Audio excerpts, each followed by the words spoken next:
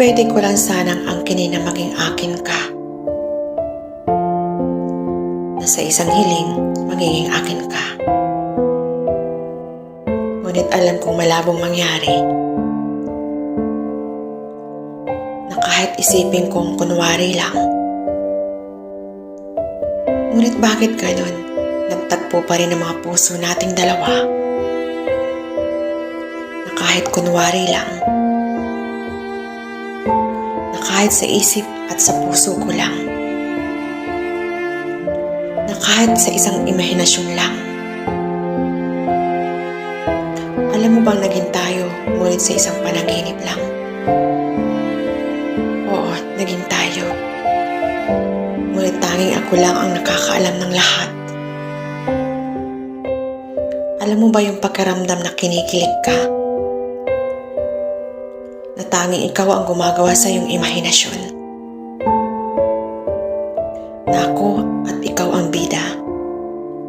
At ako yung tanging director sa nobelang ito. Na tanging binubuo ko ang kwento nating dalawa. Na kahit sa isang imahinasyon at kunwari lang. Isang napakagandang nobela. Na tangi kong nais lang ay ang maging akin ka. Na kahit sa ganitong paraan lang, minahal kita at minamahal mo ako. Ngunit hindi lang puro saya.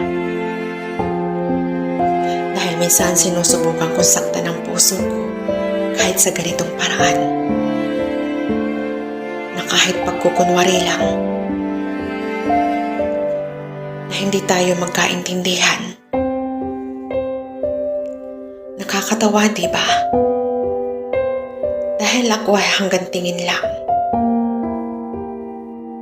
Dahil hindi ko alam paano maiparamdam ang nararamdaman ko para sa iyo.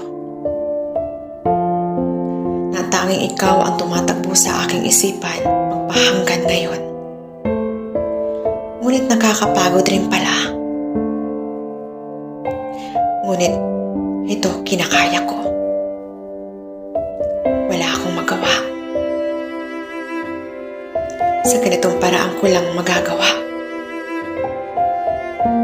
Tanging sa isip ko lang pwedeng may paramdam ang pagmamahal ko. Dahil dito, malaya akong sabihin sa iyong mahal kita.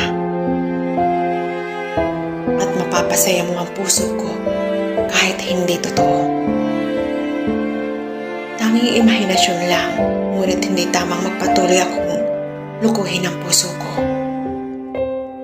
Sa bagay na tanging imahinasyon at di totoo. Na patuloy na binabago ang lahat sa atin.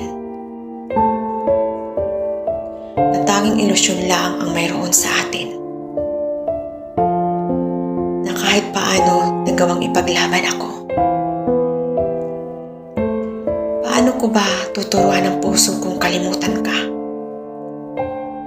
Ngunit alam natin di ko kayang turuan ang puso ko.